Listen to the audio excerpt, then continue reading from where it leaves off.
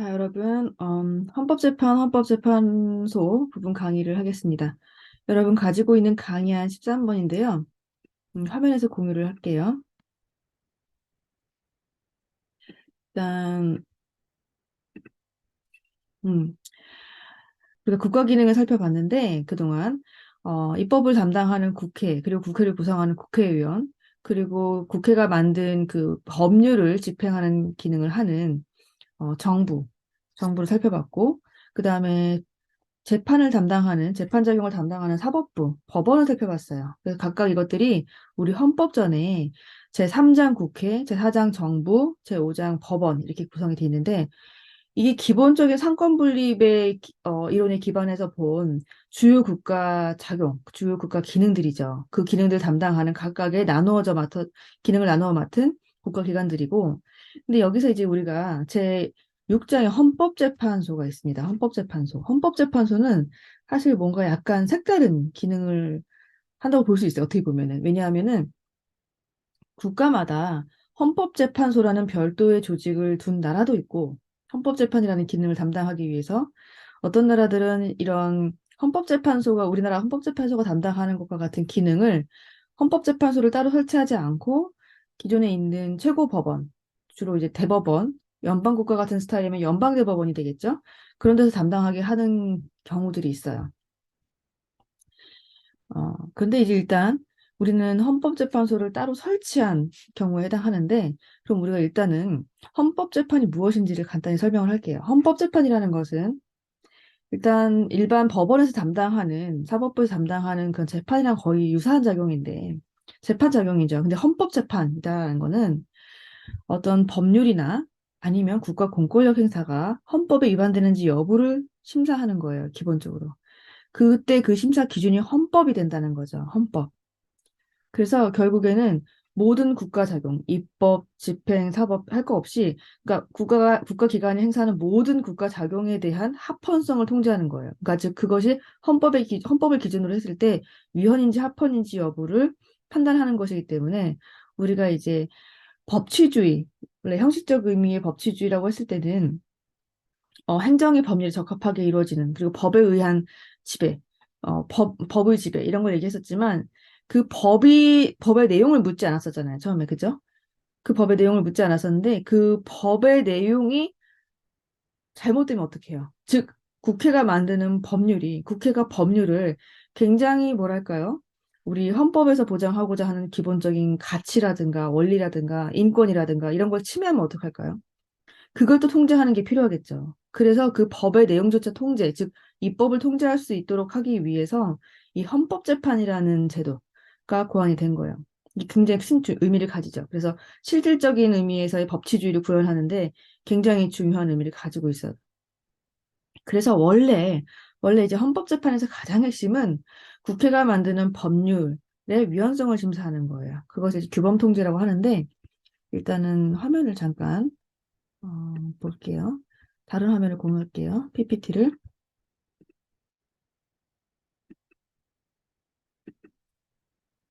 규범 통제라는 거는 하위 규범이 상위 규범에 위반되는지 여부를 심사해서 그것이 위반될 때에는, 하위 규범이 상위 규범의 내용이 위반될 때에는, 그 기준이 위반될 때에는 하위 규범의 효력을 상실시키는 거예요. 그래서 어떤 법 체계의 통일성을 담보하는 기능을 하는 건데, 그 종류에는 이제 구체적 규범 통제, 뭐 추상적 규범 통제, 예방적 규범 통제, 뭐 이런 식으로 형식적으로 나눌 수가 있어요. 규범 통제 기능이라는 거는 사실 우리 이제 법원에서도 할 수가 있는데, 예를 들어서 상위법이 있고 하위법이 있으면 법률이 있고 밑에 명령 규칙이 있잖아요. 그럼 그 명령 규칙이 법률에 위반되는지 여부를, 즉 위법성을 판단을 할 수가 있죠. 근데 국회가 만드는 법률보다 또 헌법이 위에 있잖아요. 그 법률의 위헌 여부를 심사하는 것을 이제 우리 헌법재판소가 전담하도록 하고 있는 거죠. 그래서 우리나라에서는 일단은 구체적 규범 통제 작용밖에 하지 않아요. 구체적 규범 통제라는 그 제도만 들어가 있는데 이 유형을 내가 잠깐 설명을 해주면 구체적 규범 통제라는 거는 어떤 법률의 위법 여부가 구체적인 사법부에서의 재판의 전제가 된 경우에만 그 규범 통제를 행하는 거예요. 즉 어떤 사건을 여러분이 당사자가 돼서 재판에 처해졌어요. 재판 당사자가 됐어요. 근데 그 재판을 하다 보니까 거기에 적용하여야 하는 법률이 위헌인지 합헌인지 여부에 따라서 그 재판의 결과가 달라질 수 있을 때, 만약에 여러분이 그 법률이 위헌이라서 효력이 없어서 적용될 게 없으면, 만약에 여러분이 그것으로 인해서 재판의 당사자로서 중요한 그 결론이 달라지잖아요. 법적 효과가 달라지잖아요. 그렇기 때문에 그 위헌 여부를 다투고 싶겠죠. 뭐 그런 거예요. 그게 바로 이제 재판의 전제성이라고 하는 건데, 그 법률이 위헌인지 여부가 재판의 전제가 됐을 때, 그러니까 구체적인 사건이 법원에 있을 때만 그 소송을 해결하는 과정에서 소송을 해결하기 위해서 필요한 그 법률의 위헌 여부만 우리가 심사하도록 짜여진 게 이제 구체적 규범 통제고, 그게 아니라 이제 추상적 규범 통제는 그런 법률의 위헌 여부가 재판으로 되지 않아도, 즉 재판에서 소송 중에 다투어지지 않는 경우에도, 즉 구체적인 소송 사건이 없어도 그 위헌에 의심이 가는 법률에 대해서, 그런 어떤 하위 규범에 대해서 위헌성을 심사할 수 있도록 짠 거예요. 예컨대 국회에서 법률을 만들었어요. 법률을 만들었는데 우리 같은 경우는 구체적 규범 통제니까 그게 구체적인 사건에서 문제가 됐을 때 비로소 법원에 오고, 법원에서 위헌법률 심판 제청을 했을 때 헌법재판소에서 그 규범 통제를 하는 거죠. 즉 위헌 심사를 하는 거죠. 법률의 위헌 여부 심사를. 하지만 추상적 규범 통제가 도입된 나라들은 국회가 법률을 만들었을 때 그것의 위헌 여부를 당사자가 재판이 경유되지 않아도 뭐 여러 가지 청구권자가 있을 수 있어요. 그 나라마다 제도를 디자인하기 마련인데, 뭐 하원 상원이 있으면 상원이 할 수도 있는 거고, 뭐 정부가 할 수도 있는 거고, 뭐 이런 식으로 그래서 그 권한이 있는 자가 그 법률의 위헌의 의심이 있을 때 헌법재판소에다가 위헌 여부를 사전적으로 심사하도록, 구체적인 사건이 없어도 그렇게 해가지고 그 합법적인 법률인지 여부를 통제하는 게 그게 추상적 규범 통제고, 그 구체적 사건이 없어도 한다.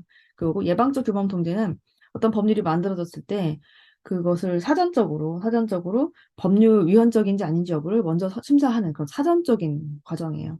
그래서 결과적으로 보면 우리나라는 이제 헌법재판소를 중심으로 보면은 법률의 위헌 여부에 대해서는 어, 사후적으로, 즉 법률이 만들어서 시행되고 나서 그것이 어떤 구체적인 사건에서 문제가 됐을 때 그때 헌법재판소에서 다루게 된다. 사후적인 구체적 규범 통제만 도입되어 있다. 이런 얘기인 거고요. 이건 좀 굉장히 더 깊은 내용이긴 한데 여러분들이 이제 학부 과정에서 배우기에는 그래도 사전적인 지식으로, 배경 지식으로 알고 있으면 좋겠고, 이 용어가 계속 나오니까요. 규범 통제라는 말이.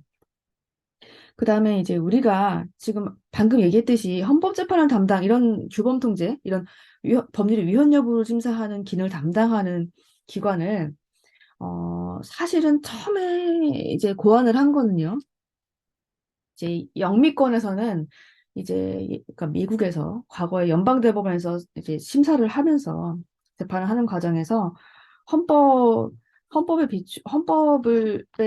내용을 해석을 해서 심사를 하는 것을 연방대법원의 판례의 논리를 통해서, 법리를 통해서 점점 확립을 했다면 마부리대 메디슨 사건이라고 해요.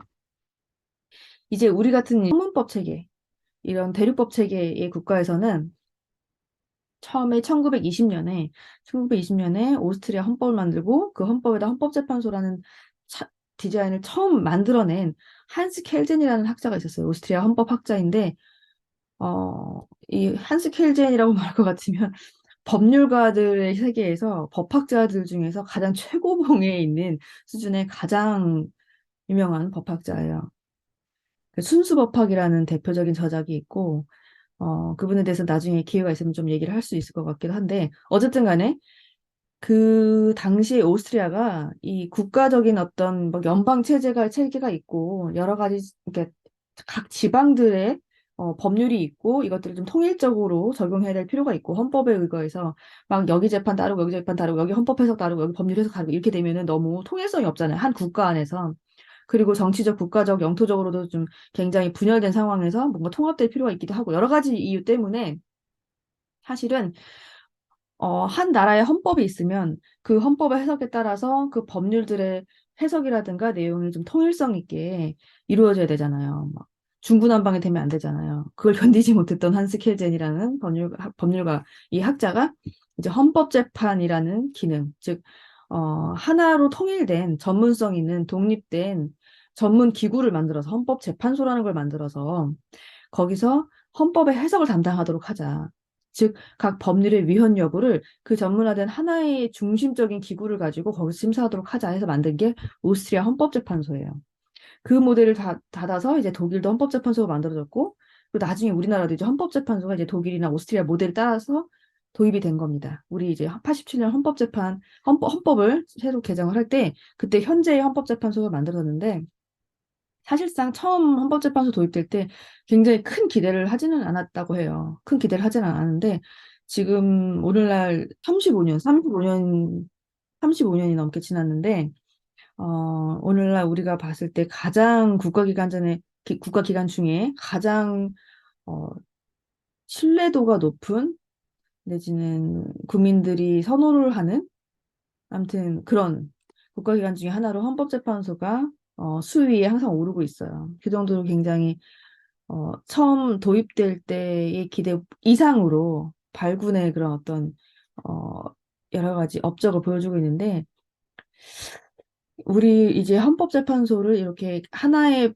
기관을 만들어서, 즉, 집중적으로 헌법재판을 담당하도록 하는 헌법재판소를 만들어서 하도록 하는 게 집중형 사법심사 모델이에요. 센트럴라이즈드 모델이라고 하고, 반면에 이제 기존에 있는 법원에서, 최고법원에서 헌법재판까지 담당하도록 하는 게 분산형 사법심사 모델이에요.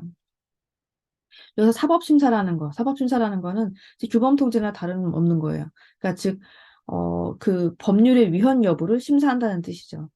그래서 이 헌법재판소라는 독립된 별도의 기구를 설치해서 법조항의 위헌 여부를 심사하도록 하기 때문에 당연히 그러한 기구를 설치할 때에 그 헌법 해석을 담당하는 전문가들, 즉 헌법재판소 재판관들은 헌법 전문가여야 되겠죠. 헌법 전문가여야 되는 것이고, 음, 그렇기 때문에 이 헌법재판소 모델을 담당한 나라들은 이제 유럽 쪽에 많이 퍼졌는데, 헌법재판소 모델을 담당한 나라들은 그 헌법재판소 재판관에 굉장히 많은 헌법 교수들이라든가 법학 교수들이 많이 들어가는 경향이 있어요.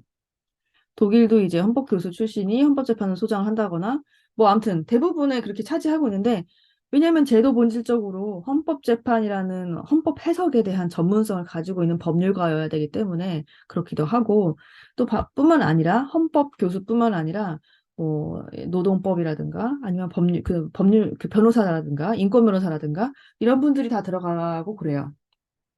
당연하죠. 헌법이라는 게 굉장히 추상적이고 굉장히 뭐랄까요? 해석을 많이 요구하잖아요. 그렇죠? 그렇기 때문에 구체적인 사건의 해결만을 목적으로 하는 게 아니라 헌법재판이라는 거는 구체적인 사건에 적용되어야 되는 그 법률 자체가 본질적으로 그게 진짜 위헌인지 여부를 심사하는 거예요. 그 추상적인 헌법 규정의 해석을 통해서. 그 헌법 해석을 할 때는 우리가 법률 해석과 헌법 해석의 차이를 배웠죠. 법률 해석보다 헌법 해석이 더 그 컨텍스추얼한 그런 맥락을 다 봐야 되는 것이고, 역사적인 것도 봐야 되는 것이고, 그리고 그 위헌 결정을 통해서 가져오는 효력이 그 법률의 효력을 완전히 무효화시키기 때문에, 그 대세적인 효력을 가지고 있기 때문에 그 파급효를 고려하지 않을 수 없어요. 그래서 신중해야 되는데, 어쨌든 간에 이 헌법재판소가 담당하도록 하는 게 집중형 사법심사 모델이고, 반면에 미국이라든가 여러 나라들, 인도도 그렇고, 뭐, 일본도 그렇고, 대법원에서 그냥 사법심사를 하는데, 여기서는 이제 일반 법원에 제기된 구체적 사건이 대법원까지 오잖아요. 그럴 때 이제 그 적용돼야 될 법조항의 위헌 여부를 각 법원에서 심사를 하는 거예요. 각 법원에서 하고, 또 막 그게 상고되면은 이제 대법원까지 오고 이렇게 하는 건데, 그러다 보니까 사실은 그 법 조항의 위헌, 무효 효과가 그 사건에만 미칠 거 아니에요. 그 사건에만 미치기 때문에, 물론 걔네들은 판례법, 주로 이제 영미법 계열들은 이제 판례법 국가들이 많으니까, 판례법을 통해서 법리가 만들어져서 그 선례구속 원리의 원칙에 입각해서 다른 사건들의 영향을 그 법리적으로 미치긴 하지만, 그래도 이제 각급 법원들이 이런 위헌 심사를 충분히 할 수 있도록 해놓기 때문에 통일적인 헌법 해석 이런 것을 기대하기가 어려울 수도 있어요. 물론 연방대법원으로 수렴이 되긴 하지만, 그래서 이거를 분산형 사법심사 모델이라고 하는 거예요.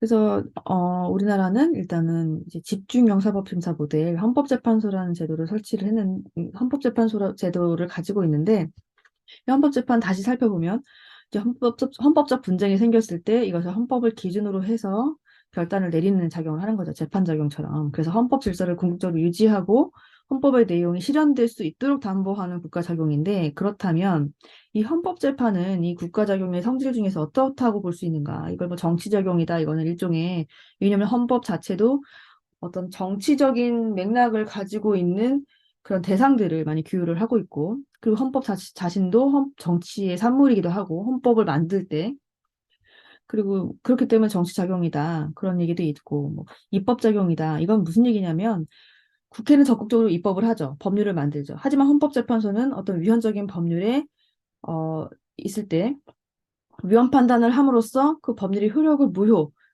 폐지시키기 때문에 소극적 의미의 입법작용을 하는 입법자로서 기능을 한다라는 주장도 있고, 그렇게 보는 시선도 있고, 또는 이건 전형적인 어떤 삼권 분립적인 사고에서 생각할 수 없는 제4의 국가작용이다. 입법도 아니고 집행도 아니고 사법도 아니다.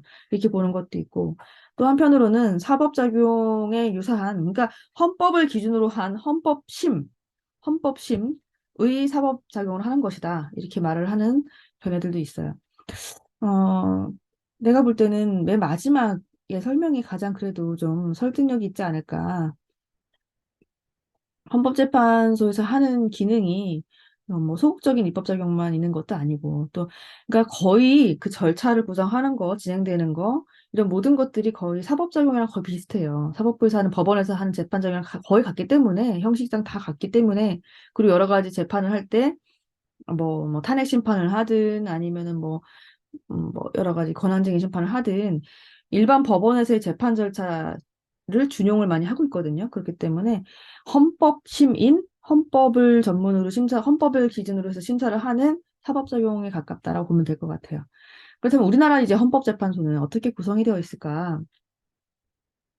이 구성이 되어 있을까 살펴보면 음, 일단은 헌법재판소 재판관이 9명이에요. 그래서 9명인데 이제 국회에서 선출하는 3명, 그리고 대법원장이 지명하는 3명, 그리고 대통령이 또 3명을 골라요.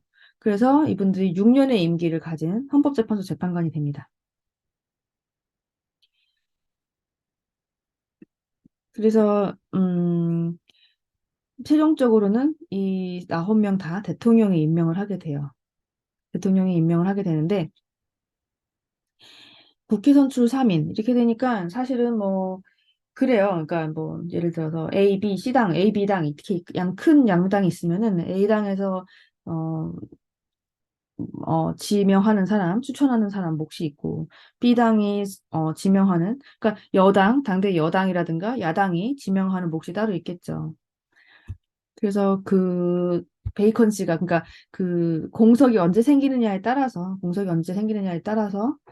그리고 그 공석이 누구 몫의 그 추천 목요냐에 따라서 새로 임명되는 재판관이 이제 달라지겠죠. 헌법재판소 소장은 그 재판관 중에서 이제 국회 동의를 얻어 대통령이 임명을 하는 겁니다.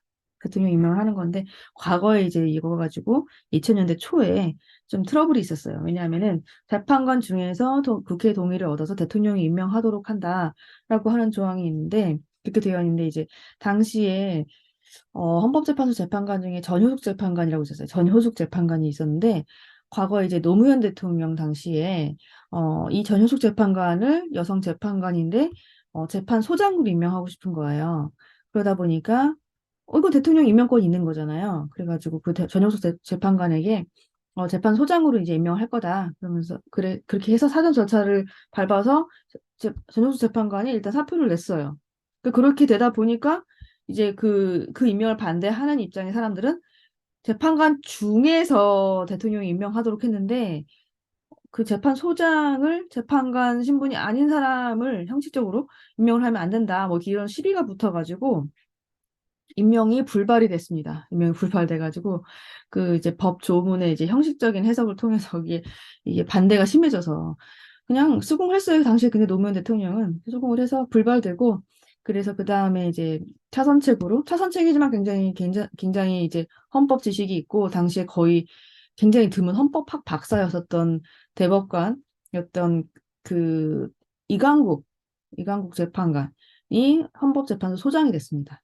헌법재판소 소장이 되는데 굉장히 그 헌법재판소 소장으로서 굉장히 리더십을 많이 발휘해서 당대에 중요한 판결들이 굉장히 많았죠. 물론 우리 헌법재판소는 독일도 그렇고 이 헌법재판소 시스템은 어떤 개개인의 재판관들이 막 이렇게 스타가 되거나 많이 드러나는 식의 뭐 그런 식의 어 기관이 운영이 되는 스타일은 아니에요. 예컨대 연방대법원, 미국 연방대법원을 보세요. 거기는 뭐 브라이어 대법관, 무슨 뭐 케네디 대법관 아니면 뭐 무슨 누구 무슨 워렌 법원장 법원 뭐 이렇게 하면서 아니면 RBG 루스베이다 긴스버그 대법관 이런 식으로 어떤 한 캐릭터가 굉장히 중요한 역할을 하는 영향을 많이 미치기도 하고 굉장히 스타성이 있는 그런 존재감이 있는데 사실은 이 대륙법계의 헌법재판소 기능에서는요, 주로 그런 대법관들이라든가 아니면 헌법재판소 재판관들이 이렇게 개인적으로 막 이렇게 많이 드러나지 않아요, 바깥으로. 그냥 재판을 통해서 말을 하고 그 재판의 그 결정문 안에서 의견을 표현하는데 그치지 그 개개인의 성향이랄까요? 그 개개인의 캐릭터가 많이 이렇게 바깥 세상에 공유되는 스타일은 아니죠. 어쨌든. 그다음에 이렇게 임명을 하는데요. 문제는 우리나라는 다른 헌법재판소 제도를 도입한 나라들과는 달리 주로 이제 법률가들, 정말 실무를 하는 법률가들, 그 판사라든가 변호사라든가 검사라든가 이런 분들 중에서 임명을 하게 돼요. 근데 원래 헌법재판소 제도는 어떻게 고안됐어요? 헌법의 해석의 전문가들이 들어가야 되기 때문에 헌법 교수들이라든가 학자들이 많이 들어갔단 말이에요. 그렇게 하도록 이미 한스 켈젠이 의도를 했었어요. 근데 우리는 그냥 아예 헌법재판소 법에 법관 자격이 있는 사람들만 추천을 하도록 그게 법을 만들어버린 바람에 판사였다가 아니면 검사였다가 변호사였다가 헌법재판소 재판관이 됩니다. 그렇기 때문에 전문성의 문제가 있고, 또 이제 독립성의 문제. 왜냐면은 이제 국회 선출모고 그렇다 쳐요. 국회는 국민의 대표니까. 근데 대통령이 3인을 고르고, 또 이제는 9명은 이제 전체적으로 대통령이 임명을 하다 보니까, 이 사람들이 정치적 영향력으로 자유로울 수 있는가. 헌법이라는 법 자체가 다분히 정치적인 영역을 많이 건드리기도 하고, 정치적 판단과 결부되어 있기도 하지만, 헌법재판소를 담당하는 기능들 중에는 정말 독립성, 정말 공정하게, 독립되게, 정치로부터 독립되게 판단해야 되는 부분들이 분명히 있는데, 이게 정치적 영향력으로부터 자유로운가에 대한 그런 것도 있고요. 그다음에 이제 다양성의 문제도 굉장히 심각하게 제기되고 있는데, 일단 헌법을 살고 있는 국민들은 굉장히 다양하잖아요. 다양한 생활 배경을 가지고 있고, 그리고 헌법재판소에서 결정을 하면 그게 온 국가에 다 미치는데, 우리 국민들의 현재 이 시점에서 삶이라든가 삶의 조건, 형편들을 다 고려하는 그런 판단을 할 수가 있는가? 헌법 해석을 할 때는 굉장히 당대의 가치관이라든가 사회 구조라든가 그리고 우리가 삶을 구성하는 데 필요한 굉장히 중요한 여러 가지 요소들, 여러 가지 기술적인 발전들 이런 것도 다 고려를 해야 돼요. 의학적인 발전 이런 것들도. 그렇죠. 낙태죄 같은 거 결정할 때도 그렇고 굉장히 엄청 기술적이고 엄청 복잡한 법률들의 위헌 여부를 결정하잖아요. 그러니까 어쨌든 그런데 그 다양성의 문제도 문제가 있어요. 왜냐하면은 그런 식으로 임명을 하다 보니까 기성 법조인들 중에서 가장 이제 이력이 좋았던 사람들, 가장 능력이 출중했던 사람들 또는 그렇다고 보여지는 사람들, 자기들 안에서 인정되는 사람들만 추천을 하다 보니까 쉽게 말해서 남성이라든가 아니면 중장년 이후에 뭐 50대 이후에 그리고 서울법대 출신의 사람들이 주로 헌법재판소 재판관을 채우고 있다. 이런 비판들이 오랫동안 있었어요. 오랫동안. 거의 서울법대 50대 이상의 남성들이 주 메인스트림으로 헌법재판소 재판관 진영을 구성하고 있고, 그중에 이제 소수로 이제 다른 학교 출신 남성 재판관, 내지는 여성 재판관 굉장히 소수로 양념처럼 이렇게 섞어서 이렇게 하고 있어서 그들은 사실 같은 학교 출신이고 나이가 다 비슷비슷하기 때문에 형 동생 하는 사이죠. 그 사람들이 어떻게 이 다양한 사람들의 삶을 반영을 하거나 이해를 할 수 있을까 이런 비판 어, 그런 얘기들이 있었어요. 헌법재판소 재판관을 뽑는 풀을 우리가 이렇게 해서는 안 된다. 다변화를 하자. 그런 얘기가 있었고 마지막으로 이제 민주적 정당성 문제는 이게 가장 어떻게 보면 근본적인 그 문제 제기이긴 한데 예컨대 민주주의에서는 국민의 대표인 국회에서 법률을 제정하도록 하는 것이고, 그렇기 때문에 우리가 만든 법률로 거의 간주를 하듯이 우리 국민 대표가 만든 법률이니까 이렇게 민주주의를 정당화를 하죠. 그 삼권 분립작용에 의해서도 국회에게 입법권을 전속적으로 주는 것이고, 그런데 그것을 사법부가 아니라 헌법재판소지만 헌법재판소라는 어떤 별도의 기구가 단 9명으로 구성된 사람들이 그 국회에서 300명이 어쨌든 형식적이지만 국회에서 국민의 대표인 사람들이 타협과 뭐 토론과 내지는 싸움과 네고시에이션과 이런 걸 통해서 만든 법률의 효력을 무효화하는 것이 과연 온당한가? 민주적 정당성이 없는 사람들이 법률을 무효화하는, 법률의 형편을 좌지우지하는 그런 결정을 할 수 있는가에 대한 문제 제기가 있습니다. 어쨌든 그 헌법재판소의 조직 구성에 대한 형편은 그러하고요. 그렇지만 그럼에도 불구하고 우리나라 헌법재판소는 지난 1988년부터 일을 시작했어요. 87년 헌법에서 들어갔고 88년에 이제 헌법재판소법 만들어지고 이제 헌법재판소의 기능이 시작하게 된 거예요. 굉장히 생각했던 것보다 많은 일들을 했고 특히나 헌법에 글자로만 써 있었던 많은 이 기본권이라든가 헌법적인 원리들, 가치들이 헌법재판을 통해서 비로소 현실화가 되는 거죠. 우리가 예를 들어서 어떤 부당한 국가 공권력적인 침해를 받았어요. 내지는 어떤 법률이 나의 기본권을 침해했어요. 아니면 굉장히 문제가 많은 위헌의 의심이 드는 법률이 있는데 그것을 내가 고스란히 적용받게 됐어요. 근데 그것의 문제 제기를 근본적으로 할 수 있는 게 헌법재판소고 헌법재판소가 그것을 위헌으로 선언을 해주면 내지는 나의 기본권을 침해당했다고 느껴질 때 그 권리구제를 받고자 했을 때 그 국가의 어떤 공권력적인 행위 그것을 헌법재판소가 위헌이라고 판단을 해주면 내가 권리구제를 받을 수 있는 거예요. 위헌적 법률을 위헌이라고 해주면 내가 그 법률 적용받지 않을 수 있게 되어서 부당하지 않게 되는 거죠. 그러니까 얼마나 국민들 입장에서는 놀라워요. 헌법이 실제가 되는 거예요. 그냥 글자 위에 있는 법이 아니라. 그렇기 때문에 굉장히 놀라운 성과를 가져왔고 인정을 많이 받고 있는데 이 헌법재판소가 담당하는 사건들을 일단 우리가 사건 번호라고 하는데 보통 이제 앞에 헌재 써 있고 헌법재판소가 내리는 결정문이라는 거예요. 그 사건 번호를 쭉 보면 헌재 그리고 뭐 날짜 써 있고 선고 내려진 날짜가 써 있고 그다음에 뭐 2005 헌가 1 뭐 이런 식으로 돼 있으면 2005년도에 처음 접수된 헌가 1 첫 번째 사건이라는 거예요. 음.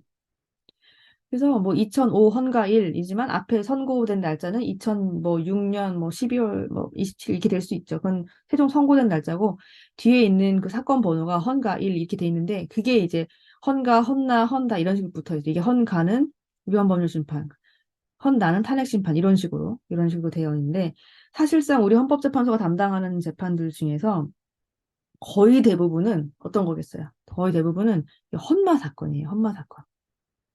사실은 사실은 처음에 오스트리아에서 한스 켈젠이 헌법재판소를 만들 때는 요 헌마 사건, 권리구제 유형의 헌법소원은 그닥 이렇게 고안돼 그 구상이 없었어요. 구상이 없었고 그 심사는 헌가 사건 같은 거죠. 헌가 사건.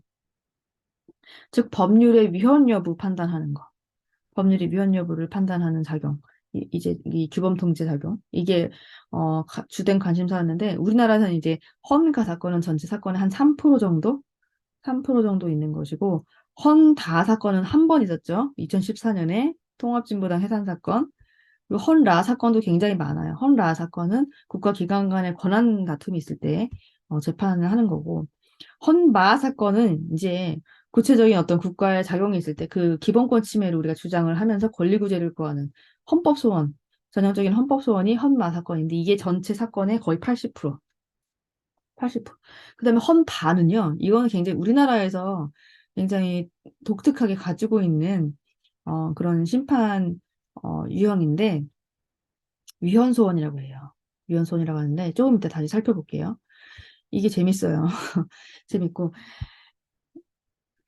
이 헌법재판이 사실 이제 헌법재판 제도를 통해서 가장 기여를 한 거는 과거에 이제 다시 얘기하지만 추상적인 선언이라든가 법적 구속력이 없는 어떤 프로그램으로 여겨졌었던 헌법 규정들, 기본권 보장, 뭐 법치주의, 민주주의, 적법 절차 이런 헌법 원리들이 실제 살아있는 헌법으로 만들어질 수 있도록 그 살아있는 헌법의 효력을 가질 수 있도록 이게 국민이든 관련 국가기관이든 이 헌법재판소의 문을 두드려서 헌법재판소가 그 헌법 해석을 통해서 이 헌법에서 보장하고 있는 여러 요소들의 규범력을 담보하는 거죠. 그런 기능을 한 거예요. 그래서 헌법을 어떻게 보면 살려냈다고 할 수 있는 거죠, 현실로. 그럼 이제 우리 헌법재판소가 하는 결정들은 대부분 이제 사실은 이제 그 사건의 유형에 따라서 그 주문이 조금 달라지는데 일단은 일반 재판 작용들처럼 그 소송으로 제기가 됐을 때, 헌법재판으로 제기가 됐을 때 그게 구체적으로 요구되는 아주 최소한의 적법 요건, 그 소송으로 다뤄질 수 있는지 없는지 여부, 그거 형식적인 판단했을 때 그게 흠결되면 각하 결정을 해요, 아예. 예컨대 무슨 우리가 헌법소원을 제기를 하려고 할 때도 공권력의 행사나 불행사가 있어야 되고 뭐 권리보호 이익이 있어야 되고 청구기간 지켜야 되고 변호사가 반드시 있어야 되고 이런 게 있는데 여러 가지 요소가 있는데 요건에 청구기간을 넘었어. 그러면 못 다루는 거예요. 아니면 헌법상 보장된 기본권을 침해받은 자가 다투어야 되는데 그 침해받은 자로 보려면은 그 사람이 그 기본권 주체여야 되고 그 사람이 자기가 현재 직접 그 기본권 침해당한 것이 인정이 돼야 되는데 아무 관련이 없는 사람이에요. 그럼 또 그것도 각하되는 거죠. 내지는 권리보호 이익이라는 게 있어야 돼요. 다른 사법적용도 마찬가지지만 주관적으로 권리구제 이익이 있든지 아니면 그것이 없더라도 헌법적으로 해명할 그 헌법적 해명의 실익이 있어야 되는데 그런 게 없다. 다툴 실익이 없다. 그럼 또 그것도 각하되는 거죠. 근데 이제 각하되지 않고 이게 통과가 됐어요. 그럼 이제 본안 판단, 즉 내용 판단을 실체적 판단을 하게 되는 건데 그 결과 이제 헌법을 기준으로 해서 판단했을 때 이것은 합헌이다, 위헌이다 결정을 할 수가 있고 또는 그런 단순 결정 유형 말고 변형 결정이라는 것이 있는데 헌법 불합치 결정 또는 이제 부분적으로 한정 위헌 내지 한정 합헌 결정 이런 것들이 있어요. 이런 거는 또 이것도 필요에 의해서 이용되는 건데 예컨대 헌법 불합치 결정은 어떤 법률 조항이 헌법에 위반돼요. 위헌성은 확인됐는데 위헌이 확인되면은 여기 밑에 결정의 효력처럼 위헌 결정의 효력 헌법재판소법 제47조를 보면요. 결정이 있는 날로부터 효력을 상실합니다. 상실을 하는데 정말 위헌적인 법률이면 헌법재판소가 딱 결정을 해서 효력 상실하면 좋긴 좋아요. 좋긴 좋은데 효력을 상실함으로써 아예 그 해당 그 사정들, 그 심판 그 대상 조항이 규율하고 있었던 생활 영역에 대한 어떤 규범이 완전히 입법적 공백이 생기게 되는 경우가 있어요. 예컨대 어떤 선거법, 공직선거법상에 선거구를 구획한 것에 대해서 위헌성이 있다, 위헌이다. 그렇게 선거구를 획정을 하는 것은 게리맨더링의 위험이 있다. 그런 뭐 예를 들어서 그 선거라든가 선거 절차를 규율하는 어떤 법률이 효력이 확 사라지면요. 만약에 다음 선거가 임박해 있어. 근데 선거 절차를 규율하는 법률의 효력이 없어져서 그냥 없어져 버리면 상실돼 버리면 그 선거를 못 치르게 되죠. 그러니까 이런 식으로 입법 공백이 생기게 되는 경우가 있거나 아니면 그 어떤 법률 조항을 위헌으로 결정하는데 부분적으로 합헌인 부분과 위헌인 부분이 섞여 있거나 그럴 때 그 조항의 위헌 여부를 위헌이라고 판단을 하면서 대신 언제까지 이거를 좀 고쳐달라라고 그 조항의 수선을 입법부에게 다시 공을 던지는 경우가 있어요. 그게 헌법 불합치 결정 그럴 때 하는 거예요. 즉, 입법 공백이 우려가 되거나 아니면은 법률에서 심판 대상 조항에서 합헌 부분, 위헌 부분이 섞여 있을 때 그걸 헌법재판소가 함부로 확 다 날려버리면 사실은 그 입법자가 가지고 있는 입법권의 기능을 최대한 존중하는 것에서 벗어나게 되잖아요. 그렇기 때문에 헌법 불합치 결정을 하는 겁니다. 그런데 우리가 굉장히 첨예한 갈등 요소에 있었던 여러 가지 법률들, 낙태죄의 위헌 결정을 할 때도 그랬고요. 굉장히 많은 첨예한 사안들이 헌법 불합치 결정이 된 경우들이 많아요.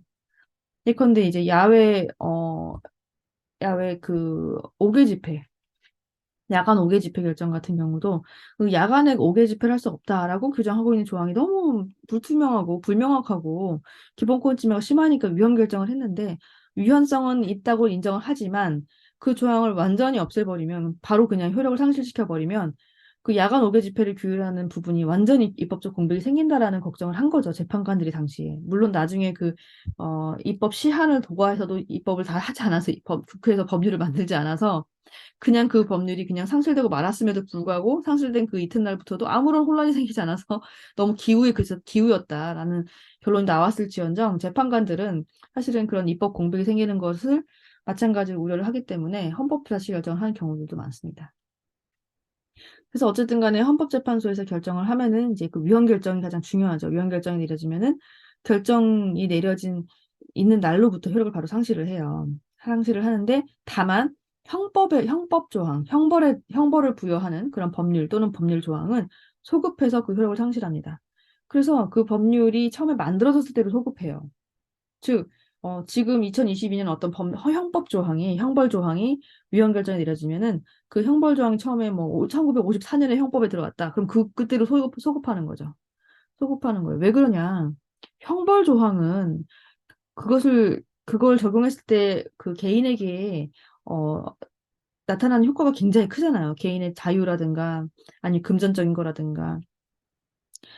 생명에도 그렇고 개인에게서 박탈되는 그 기본권의 그 강도가 굉장히 세단 말이죠. 개인에게 미친 영향이 굉장히 세단 말이죠. 그렇기 때문에 위헌적 형벌을 적용을 하는 것을 방치하는 게 오히려 그 더 부정의하다라는 판단 때문에 다른 법률과 달리 형벌 조항을 규정한 법률 조항은 위헌 결정 시, 그게 위헌이다 확인되면, 옛날부터 지금까지 다 계속 위헌인 법률을 적용해서 우리 형벌 조항을 과했구나. 이거는 잘못된 것이고, 되돌려야 돼. 재심을 해서라도 어떻게 해서든 다시 권리구제 해줘야 돼. 라는 생각을 하는 거죠. 정의를 다시 구현해야 된다 생각을 하는 거죠.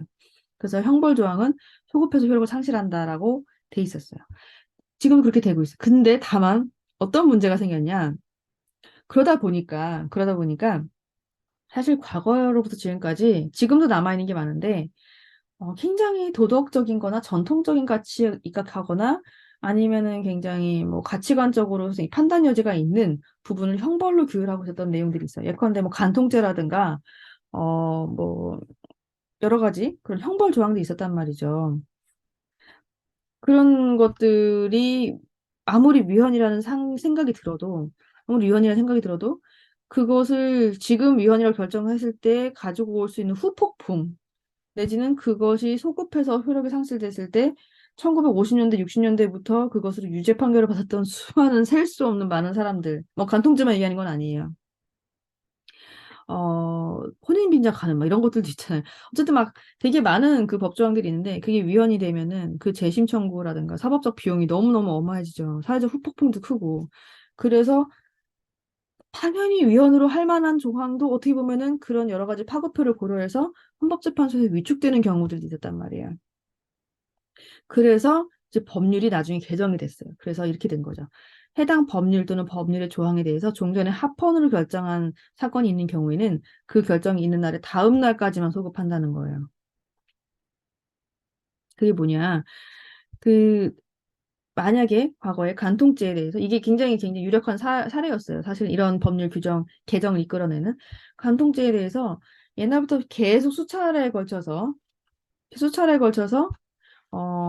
헌법재판소에 문을 두드렸단 말이에요. 이거 위헌이다. 근데 계속 헌법재판소 합헌하다가 나중에 이제 위헌을 했는데, 그리고 그 위헌을 하면서 그 54년 막 형법을 처음 만들고 그 죄가 도입됐을 때부터 소급을 해야 되냐. 너무 끔찍하다. 그리고 사실은 과거의 헌법재판소가 그 전에 몇 년 전에 여러 번 합헌을 결정한 것도 그 나름대로 그 당시로서 의미가 있는 것이 아니냐. 그래서 그 전에 그 동일한 그 죄에 대해서, 동일한 형벌 조항에 대해서 합헌으로 결정한 바가 있으면 그것을 존중을 해서 그 합헌 결정을 한 것까지 존중을 하고 그 다음 날까지만으로 소급하는 거예요. 형벌 조항의 효력 상실이 그때까지로만 미치도록 제한을 하는 게 신설이 2014년에 됐어요. 그래서 어쨌든 간에 이렇게 되는데, 헌법재판소에서 위헌 결정을 하면 결정 있는 날로부터 그 법률 조항이 효력이 상실된다. 그래서 국회에서 그 법률 조항을 개정하든 하지 않든 그 법률 조항이 그냥 우리가 검색해서 남아 있더라도 일단 효력이 상실돼서 적용되지 않는 법률 조항이 되는 거예요. 다만 그것이 형벌에 관한 조항일 때에는 소급해서 효력을 상실한다.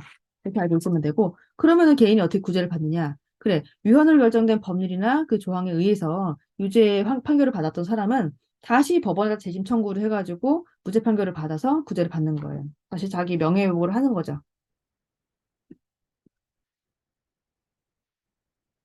근데 이제 우리가 이제 헌법재판소에서 하는 결정들 중에서 그냥 합헌이다, 위헌이다 이렇게만 결정을 하는 게 아니라 변형 결정이 있다고 했어요. 변형 결정 중에 이제 헌법부같이 얘기를 했고 한정 합헌, 한정 위헌 결정이 있어요. 이게 뭐냐면은 법률 조항이 이렇게 하나의 센텐스가 있을 거 아니에요. 하나의 센텐스가 있는데 그 중에 뭐 A, B, C는 뭐 금지된다라고 만약에 규정하고 있어요. 법률 조항 안에서. 근데 B, C는 그렇게 금지하는 게 위헌인데 A를 금지하는 것은 위헌이 아니라고 보는 거예요. 헌법재판소가. 그럴 때 그 법률 조항 전체를 날릴 필요가 없잖아요. 그 헌법재판소에서는 이 조항이 A까지 포함된다고 해석하는 한 위헌이다. 뭐 이런 식으로 뭐 이렇게 한정 합헌, 한정 위헌 뭐 이런 식으로 규정을 할 수가 있는 거예요. 이렇게 결정을 할 수가 있는 거예요. 그런데 그것에 대해서 이제 대법원에서는 헌법재판소는 법률의 위헌 여부만 심사하는 기관인데 법률의 해석을 하면 안 된다라고 주장하는 거죠. 그건 대법원의 기능이다. 대법원의 기능인데 법률 해석권은 대법원에 있고 헌법 해석권이 헌법재판소에 있기 때문에 그런 한정 합헌, 한정 위헌의 기속력을 우리가 인정할 수가 없다. 일반 위헌 결정의 기속력처럼 인정할 수가 없다. 라고 헌법재판소법 제45조를 들어서 주장을 해요. 그래서 갈등이 굉장히 있습니다. 첨예해요. 그래서 헌재에서 내린 한정 위헌이나 한정 합헌 결정의 효력을 대법원에서 좀 받아들이지 않으려고 하는 경향이 좀 있거든요. 그래서 갈등이 많은데, 어, 최근에 이제 이런 사건이 있었어요. 요런 사례가 있었어요.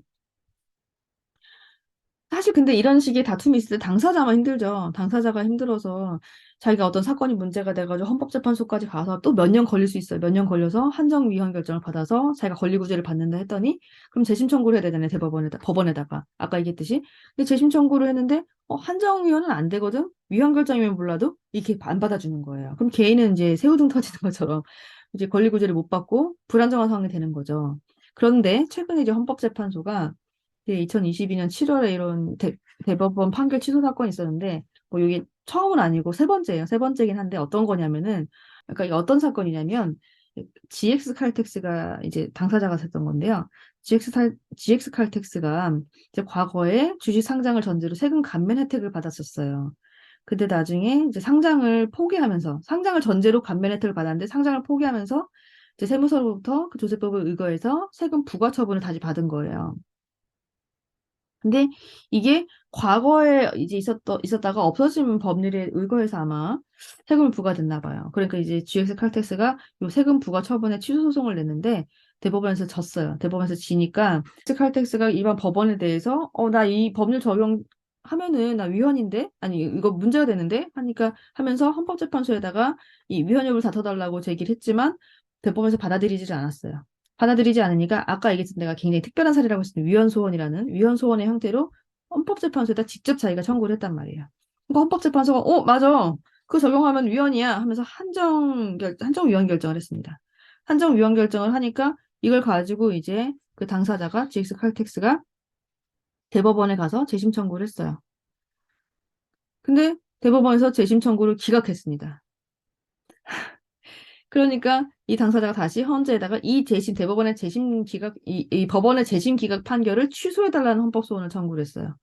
원래는 헌법재판소에서 재판 결과에 대해서는 다룰 수가 없도록 되어 있는데, 헌법재판소가 이례적으로 그 대법원 확정 판결을 또 취소를 한 거예요.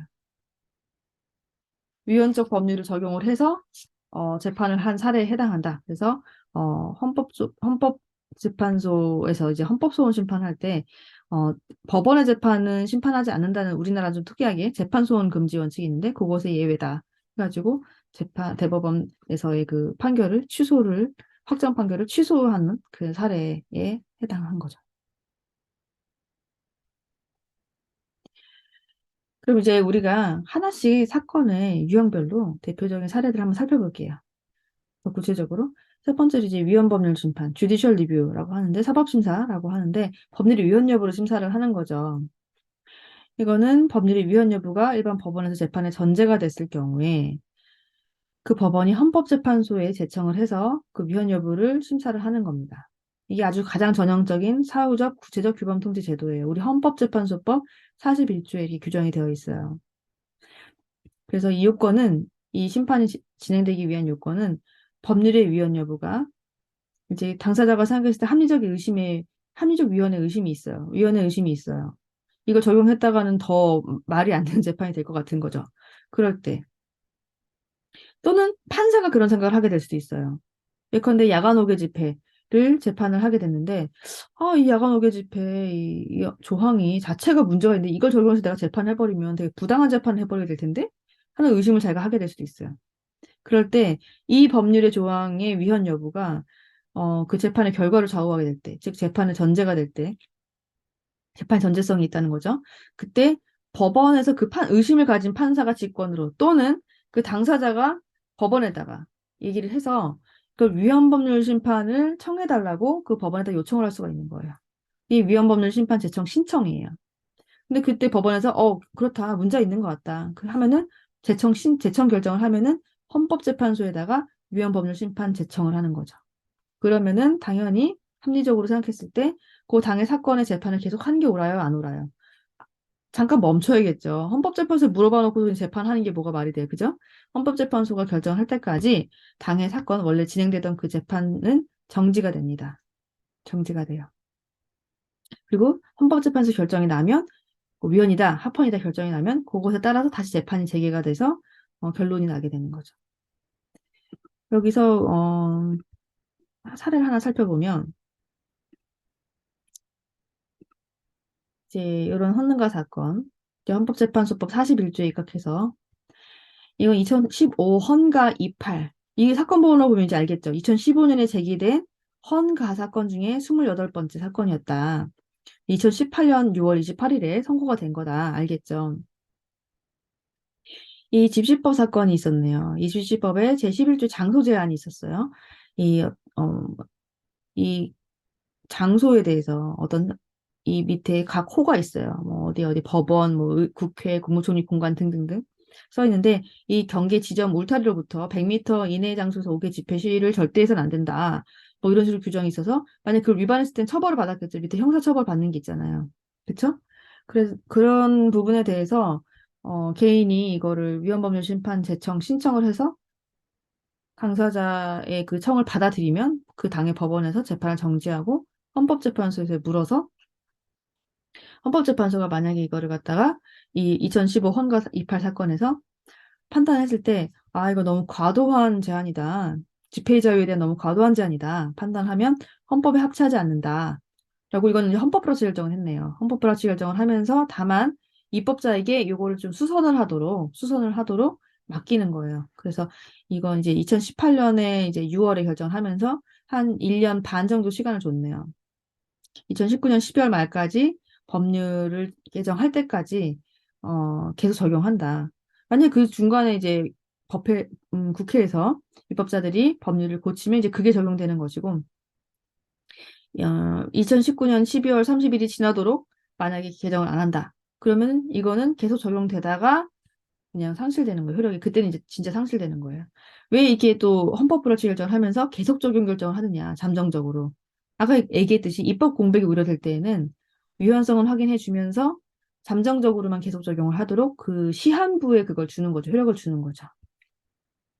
이게 이제 헌가 사건 하면서 헌법 불합치 결정을 한 사례에 해당하는 것이고 이게 이렇게 위헌 결정, 어떤 법률의 위헌성을 확인할 때에는 재판관이 6명 이상이 찬성을 해야지 위헌 결정이 돼요. 위헌 정족수라고 하는데 여기서 이제 위헌 결정을 헌법 불합치 결정 유형으로 한 사례를 살펴봤잖아요. 물론 여기서 그냥 이건 위헌이다 하면 그 효력은 그냥 완전히 상실돼요. 그리고 그냥 합헌 결정 그냥 해버리면 다시 재판이 재개가 돼서 일반 법원 아까 중지했었던 그 재판 재개해서 그걸 적용해서 결과가 나오겠죠. 헌법 불합치 결정을 하는 사례에서는 이런 식으로 무슨법 몇 조는 헌법에 합치되지 아니한다. 이 법률 조항은 입법자가 언제 개정하지 아니하면 언제부터 효력을 상실한다.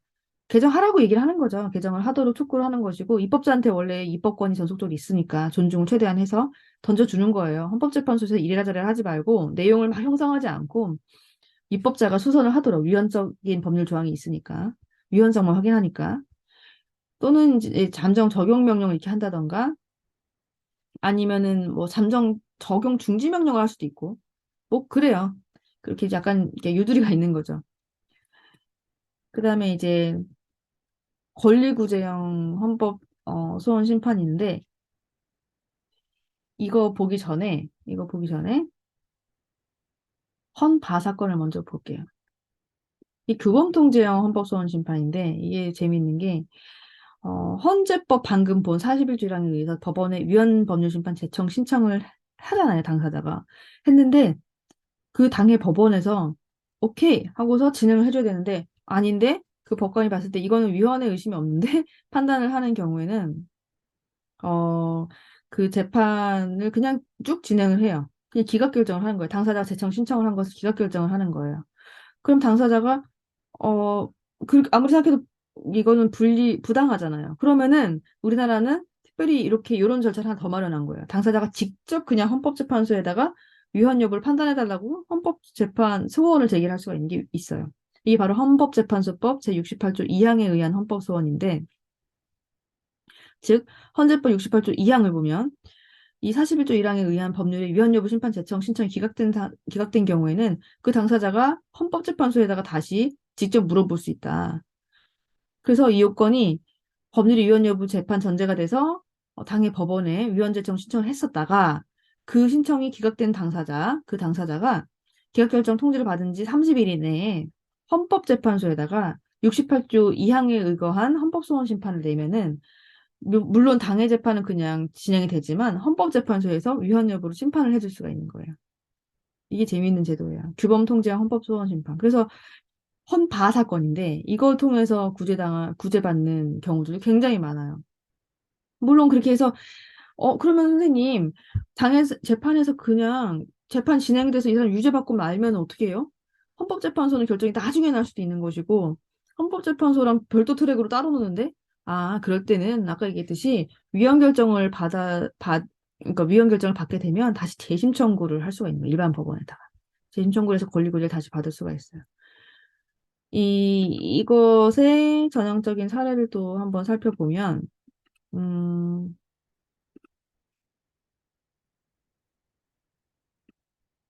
예, 헌바 사건인데, 이거는 이제 낙태죄에 대한 거다. 2019년 4월에, 어, 공식적으로 사실은 헌법재판의 결정을 통해서 낙태죄가 거의 비형벌화, 처벌하지 않게 돼버린 거예요, 사실은. 이게 전 세계적으로 사실은 낙태죄를 처벌하냐 마냐 이거를 형벌을 부과하면 안 된다. 이런 굉장히 많은 운동가들, 굉장히 많은 토론들, 굉장히 많은 운동들이 있는데 우리는 어떻게 하다 보니까 이제 헌법재판소에서 이거를 이제 형벌화, 비형벌화를 하게 된 거예요. 헌법 불합치 결정을 하면서 뭔가 약간 스무스하게 이 낙태를 했을 때 자기 낙태든 그걸 도와주는 의료인들의 그 낙태를 도와주는 행위든 이게 우리 형법상 처벌을 받는답니다. 처벌을 받았었어요. 그동안 오랫동안.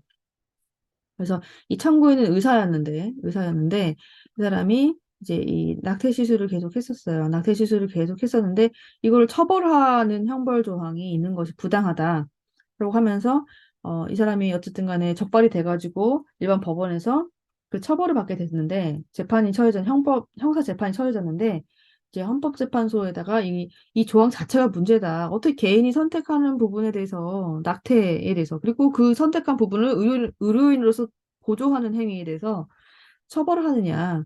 그래서 낙태죄 자체가 위헌이다라고 주장을 했는데 당일 법원에서 안 받아들여진 거죠.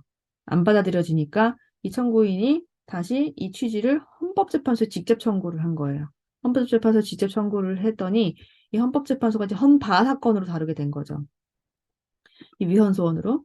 그래서 68조 2항에 의한 헌법소원 심판 헌바 사건으로 해서 결국 심판 심리를 한 결과 헌법재판소에서 이 조항이 헌법 불합치다 라고 하면서 계속 적용 조항 이렇게 또 입법 공백이 우려가 되니까 이제 입법자들이 국회에서 이 낙태죄를 비형벌화하는 것과 관련해서 충분히 논의를 해가지고 이게 낙태라는 게 사실은 그 인부의 자기결정권과 생명권과 건강권과 자기 인생에 대한 결정 이런 부분 굉장히 많은 법익들과 한편의 그 태아의 생명이라는 부분이 충돌을 하는 문제잖아요. 근데 국가 입장에서는 그 아무리 태어나기 전에 생명이지만 그 태아 생명권을 보호하는 것도 국가의 생명보호 의무의 일환이기 때문에 태아의 생명권과 그 모체 그 여성의 자기결정권이 충돌하는 사례로 봐가지고 낙태죄를 계속 처벌했었던 거예요. 근데 사실은 이게 낙태죄 얘기할 때 나중에 나올 수도 있겠지만 낙태라는 거는 개인이 그렇게 무슨 뭐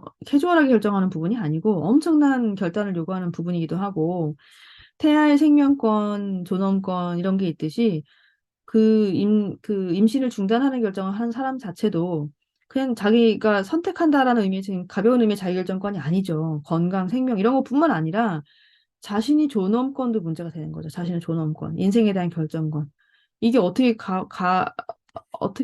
단호하게 이게 가볍다고 볼 수 있겠어요. 태아의 생명권하고 비교를 했을 때 태아의 존엄권, 그 인부의 존엄권 이런 것들이 다 경합을 한다고 봤을 때 결코 단순하고 당연한 문제가 아니죠. 어쨌든 간에 우리는 굉장히 많은 세계적으로 많은 오랫동안의 디베이트가 있음에도 불구하고 어쨌든 간에 그리고 최근에 2022년 초에 미국 연방 대법원에서도 50년, 50년 동안 지속되어 왔었던 그 낙태에 대한 그 권리를 인정했었던 걸 확 뒤집는 결정을 또 하기도 했는데, 어쨌든 우리는 19년에 낙태죄가, 사실 형사처벌이 되지 않도록 바뀐 거죠. 그러면서 당분간 이제 2020년 말까지 법률을 개정을 해서 태아의 생명도 보호 의무를 국가가 할 수 있으면서 낙태를 그냥 무조건 처벌을 하지 않으면서 이렇게 조금 더 잘 핸들링을 할 수 있는 법률을 입법자에게 만들려고 했는데 사실은 논의는 많이 있고 법안은 제출됐는데 뭐 제대로 된 건 없어요. 그래서 그러니까 그 조항이 개정은 안 됐어요. 어쨌든 간에 이렇게 이런 부분들에 대해서 헌법 불합치 결정이 된 적도 있고 또 여기서 말하고 싶은 거는 이 헌바 사건이라는 게 아무리 개인이 음, 위헌적인 법률을 피하고 싶어서 법원을 청구했을 때 법원이 거부를 할지라도 그 개인이 다시 헌법재판소에다가 다른 판단을 물어볼 수 있는 루트가 하나 더 있다는 거. 이건 굉장히 어메이징합니다. 권리구제 수단으로 하나 더 있다. 우리나라에 굉장히 독특하고 외국에는 사례가 좀 없어요. 그런 헌법재판의 유형 중에 하나다. 얘기를 하는 겁니다. 그 다음에 이제 위헌법률 심판을 받고, 이제 우리나라에서 가장 많다는 이제 권리구제형 68조 1항에 의한 헌법소원. 여러분들이 가장 많이 들어봤을 거예요. 헌법소원 심판은. 이거는 이제 공권력에 의한 기본권이 침해가 있을 때, 공권력에 의한 기본권 침해는 물론 뭐 입법작용, 뭐 집행작용 다 있을 수 있는데요. 특히 행정청의 여러 가지 행위들, 뭐 처분, 예를 들어서 집회를 하다가 폭력을 당했을 때도 있고, 아니면은 뭐 어떤 권력적인 어떤 뭐 사실 행위에 의해서 음, 국가 권력을 행사하는 공권력에 의해서 기본권 침해를 당한 경우가 있을 수 있는 거죠. 그 직접적인 어떤 행위를 통해서 어떤 작용을 통해서 처분을 통해서 개인이 기본권 침해를 받을 수 있기 때문에 또는 그 공권력을 행사를 할 책임이 있는데 하지 않아서 그 개인에게 기본권 침해를 유발했을 수도 있기 때문에 이건 굉장히 광범하게 개인이 사용할 수 있는 그 헌법적인 권리 구제 수단이에요. 그래서 이걸 청구하기 위해서는 요건이 또 중요한데 이 공권력의 행사 또는 불행사가 있어야 되는 거죠. 불행사라는 거는 그 공권력을 수행하는 주체가 문제된 주체가 그걸 수행해야 될 의무가 있어야 되는데 그런 기능을 하고 하는 담당자고 그런 어떤 의무가 있어야 되는데 그걸 하지 않았을 때 그것으로 인해서 헌법상 보장된 기본권을 침해받은 자가 일단 다른 법률 구제 절차가 있는 경우를 모두 거친 다음 왜냐하면 헌법재판이라는 것이 최초가 되거나 그것을 맨 처음으로 헌법재판에 먼저 달려오면 안 되는 것이고 최후 수단성을 좀 가지는 거죠. 왜냐하면 그 법률 내지는 그 효과 자체를 무효화시키는 거기도 하고 또 헌법재판 말고 일반 굉장히 많은 신급의 법원들이 있잖아요. 전문화된 그 특수법원도 있고 특별법원도 있고 그러니까 다 거쳐야 되는 거죠. 다 거치고도 그러고 나서도 이제 제 구제를 못 받으면 헌법재판으로 오라는 거예요. 이게 보충성의 원칙입니다. 그 다른 법률이 구제 절차가 다 있는 경우에는 다 거쳐야 되는 건데, 그런데 원칙에는 다 예외가 있듯이, 왜냐면 예외가 없이 원칙만 고수했을 때는 빈틈이 있고, 권리 구제가 못 받는 부분이 있을 수 있기 때문에 또 이런 원칙이 있는데, 보충성의 예외가 인정되는 경우가 있어요. 즉, 사전 구제 절차를 통해서 구제될 가능성이 거의 없거나, 아니면은 그러한 절차의 이행이 그 권리구제 절차 이행이 될 가능성이 없을 경우 또는 그 개인에게 보충성 원칙을 무조건 적용하는 경우에 다른 구제 절차를 다 경유하도록 요구를 만연히 하는 것이 실효성 없는 우회 절차를 강요하는 것이 지나지 않는 경우라고 판단이 될 경우에는 다른 절차를 거치지 않아도 예외적으로 헌법소원을 받아주기도 해요. 그다음에 이제 권리보호 이익이 있어야 되는데 이거는 어떤 사법적용이나 마찬가지듯이 그 재판을 해서 권리구제 받을 실익이 있어야 다투는 거죠. 권리구제 재판이니까, 권리구제 소송이니까. 근데 만약에 그 행위가 다 끝났어요. 그 뭐라 해야죠? 그 예컨대 여러분 집회를 나가는데 물대포를 맞았어요. 그 심각한 그 상해를 입었어요. 부상을 당했어요. 근데 그것에 대해서 부당한 공권력 행사다. 이 물대포를 나한테 직수로 쏴가지고 나를 어 뭐 뇌진탕을 지켰거나 다치게 했을 때 이거는 부당한 공권력 행사니까 헌법소원 심판할 수 있잖아요. 근데 사실 그 집회 나가서 물을 맞는 그 행위 자체는 다 끝났잖아요, 이미. 공권력이 계속 작용하고 있는 건 아니잖아요. 그렇기 때문에 어떻게 보면 주관적 권리구제의 이익이 그 효력을 중지하라, 그 행위를 중지하라고 할 실익이 없다라고 보기에는 그렇게 볼 수도 있죠. 하지만 그 주관적 권리구제의 이익이 없다 해도, 그리고 이 헌법재판이 뭐, 바로, 즉, 바로 나오는 게 아니라 뭐 몇 년씩 걸리기도 한단 말이에요. 당사자의 실제적인 그 권리구제의 기간을 도과해서 판결이 내려지는 경우도 있기 때문에 주관적 권리구제 이익이 없어지는 경우들도 많아요. 그렇지만 그렇다 치더라도 만약에 그것을 해명하는 것이 이런 헌법적 해명을 하는 것이 헌법 질서를 보장하는 데에 어떤 실익이 있는 경우, 해명의 실익이 있는 경우에는 이제 그냥 재판을 진행해서 받아들여서 진행하기도 하는 겁니다. 즉 권리구제의 이익이 있어야 되는데 만약에 없더라도 만약에 그것을 해명하는 것이 헌법적으로 해명하는 것이 실익이 있다고 판단되는 경우에는 객관적인 소송으로 소송 이익을 인정을 해서 재판 진행합니다. 그리고 청구기간도 지켜야 돼요. 이건 어떤 재판이나 마찬가지듯이 헌법재판에서도 마찬가지인데 그 사유가 있음을 안 날로부터 90일 이내여야 되고 그 사유가 있은 날로부터 1년 이내에 제기를 해야 돼요. 이걸 넘으면은 이제 다투지가 못하게 되는 거죠. 그리고 변호사 강제주의 이것도 또 요건입니다. 변호사가 반드시 참여를 해야 되는 거예요. 근데 여기 맨 위에 특히나 심판 대상이 되는 그 공권력의 작용, 이 공권력의 행사 또는 불행사인데 우리 헌법재판소법 68조 1항을 보면 공권력의 행사 또는 불행사로 인해 헌법상 보장된 기본권을 침해받은 자는 법원 재판을 제외하고는 헌재에 헌법소원 심판을 청구할 수 있다라고 하고 있어요. 공권력이라고 하면은 입법작용도 있고 집행작용도 있고 사법작용도 있는 건데 우리는 특히 사법작용을 배제를 하고 있어요. 근데 이게 다 그렇냐? 아니죠. 헌법재판소 기능을 가지고 있는 헌법재판 기능을 하고 있는 헌법재판소를 가지고 있는 다른 나라들은 독일 같은 경우도 대표적으로 일반 법원의 재판에 대해서 헌법재판에 그것도 공권력의 행사라고 봐서 그 위헌성을 다툴 수가 있어요. 근데 우리나라는 이제 헌법재판소 제도를 도입하는 과정에서 이렇게 좀 약간의 좀 수정이 있었던 거죠. 타협이 있었던 거죠. 그래가지고 법원의 재판에 대해서는 헌법재판소가 다시 다투지 않는 식으로 타협을 했어요.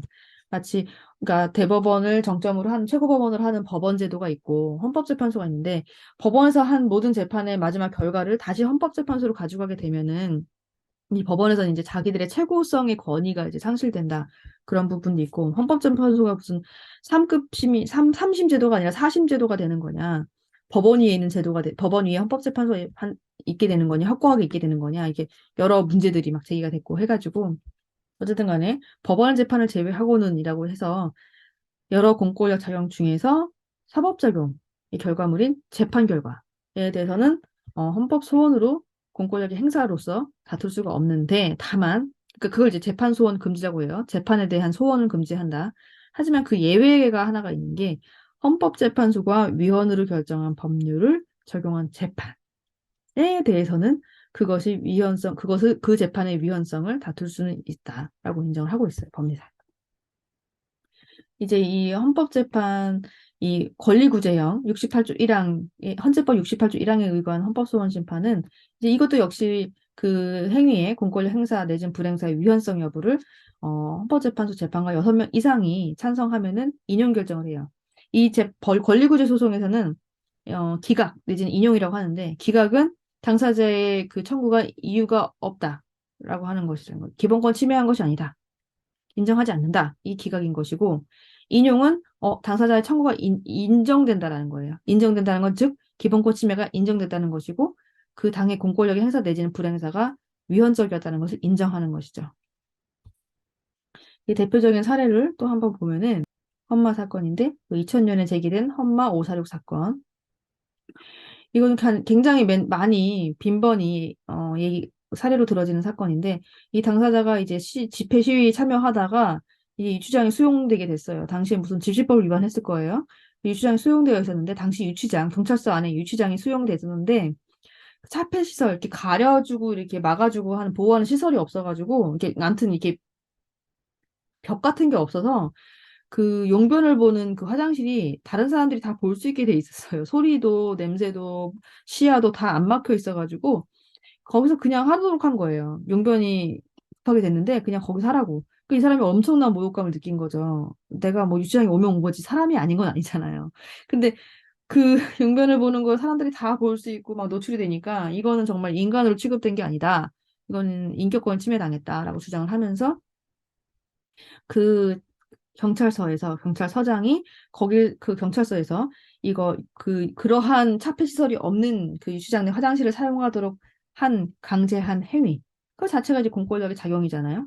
그래서 그것이 자신의 인격권을 침해했다, 인간의 존엄을 침해했다라고 주장하면서 헌법재판소에 가지고 왔었던 거예요. 이게 헌법재판소에서 판단을 한 결과, 아, 이거는 인간이 아니라 물건처럼 취급된 것이고 인간의 격에 맞지 않게 된 것이다. 그래가지고 위헌 결정을 한 겁니다. 즉 인용 결정을 하는데 당연히 인용이라는 거는 당사자의 청구가 인정됐다. 이유가 있다라고 본 거죠. 그래서 위헌 결정을 한 거예요. 그 다음에 이제 이런 게 전형적인 어떻게 보면은 헌법재판 사건들인데 그 외에도 우리 헌법재판소에서 관장하는 여러 헌법재판 작용들이 있어요. 그것들이 세 가지 정도 남았는데 그것만 살펴보겠습니다. 권한쟁의 심판이 있어요. 권한쟁의 심판. 이거는 이제 음, 헌법재판소법 61조에 규정이 되어 있는데, 그리고 우리 헌법재판소가 어떤 사건을 관장하는지에 대해서 헌법 111조에 쭉 열거가 5가지가 되어 있고요. 그중에 이제 권한쟁의 심판에 대해서는 구체적으로 헌법재판소법 61조에 이제 심판 청구 사유가 이렇게 규정이 되어 있는 건데, 즉, 국가기관 상호 간에, 내지는 국가기관과 지방자치단체 간에, 내지는 지방자치단체 상호 간에 이 권한 다툼이 있을 때, 권한 분쟁이 있을 때, 그럴 때 헌법재판소에 제기를 해서 사건을 중재를 해주는 거예요. 그러니까 그 사건 분쟁을 해결해 주는 거죠. 즉, 청구인인 어떤 국가기관이 있고, 피청구인인 어떤 국가기관 내지는 지자체가 있을 때, 이 양자 간의 권한의 다툼, 권한이 있냐 없냐, 그리고 권한 범위가 어딘데 어떻게 침범했느냐, 이런 문제가 생길 수가 있어요. 그럴 때 헌법과 법률에 부여되어 있는 그 청구인의 권한이 있는지 없는지 여부, 그리고 피청구인이라는 국가기관 내지는 지자체가 그걸 침해하는지 침해할 위험이 있는지 이런 것들을 헌법재판소가 충분히 자료를 통해서 그리고 주장을 통해서 살펴본 다음에 판단을 합니다. 판단을 해서 이거는 특히 재밌는 게 정족수가 달라요.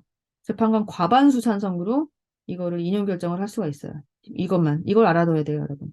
헌법재판소에서 위헌이다, 문제가 있다, 인용 결정 이런 걸 할 때에는 다 6명이 정족수인데 권한쟁의 심판은 과반수면 됩니다. 즉 9명 재판관이 들어갔을 때 5명이 결정을 하면은 이건 인용되는 거예요. 이거는 심판. 요거는 이제 지방자치단체와 국가기관 간에 벌어진 거예요. 국가기관 간에. 그래서 이 과거 2009년, 2006년에 제기됐던 사건이네요. 헌라 사건. 헌라라는 사건 번호를 받아요. 헌라 사건인데 이건 당시에 이때도 오세훈 서울시장이었네요. 서울특별시장 오세훈 시장이 그러니까 지자체죠. 지자체장이 피청구인인 국가기관, 즉 행안부 장관을 상대로 한 거예요. 뭐냐면은 행안부에서 지자체에 대한 합동감사를 하면서 이 자치사무니 뭐니 하는 구분 없이 전반적으로 포괄해서 합동감사를 실시하도록 한 거예요. 그러다 보니까 지방자치단체는 말 그대로 지방자치단체로서 자치사무라는 게 있는데 자기들이 나름대로 국가에게 지시를 받지 않고 나름대로 처리할 수 있는 아주 본질적인 사무 영역이 있어요. 그것에 대해서까지 국가에서 즉 행안부에서 지방자치 제도는 행안부에서 관장을 하니까요. 행안부에서 합동감사를 하면은 사실은 막 모든 자료, 뭐 재정 이런 걸 다 소명을 하도록 하는 건데 그렇게 하는 거는 자치권 침해다. 이 지방자치권 침해한 것이다. 라고 주장하면서 헌법재판소 권한쟁의 심판을 청구한 거예요. 그래서 이제 결과적으로 헌법재판소에서는 이 피청구인인 행안부 장관이 이 자치사무에 대해서 실시한, 이 서울시에 대해서 실시한 정부 합동감사는 막 범위를 정하지도 않고, 뭐, 카테고리를 만들지도 않고, 막 포괄적으로 한 거죠. 그러다 보니까 이 자치사무는, 자치라는 거는 자기들이 알아서 행정도 하고, 재정도 쓰고, 자기들이 알아서 조례 제정해서 하면 되는 거거든요. 국가에서 시킨 일을 하는 것이 아니고, 그 지방에 필요한 살림을 하는 건데, 그것에 대해서 국가에서 관여를 한 거죠. 너무 깊숙이 들어온 거죠. 그리고 너무 과도하게 감사, 합동감사 이렇게 해가지고 자료도 요구하고 침범을 했기 때문에 이거를 이제 헌법재판소에서 참고인의 서울시, 서울시장, 서울시의 지방자치권을 침해한 것이다. 즉 인용 결정을 한 거예요. 이거 외에 또 우리가 뭐 전형적으로 알아둘 만한 것이 예컨대 국회에서 입법 과정 중에서 여당과 야당 내지는 소수당과 다수당끼리 서로 막 이렇게 싸우는 과정에서 그 다수당 내지는 국회의장이 소수당이 막 반대하고 막 반대하고자 하는 그런 어떤 법률안을 갖다 막 직권상정을 해가지고 그냥 표결에 붙여버리는 경우.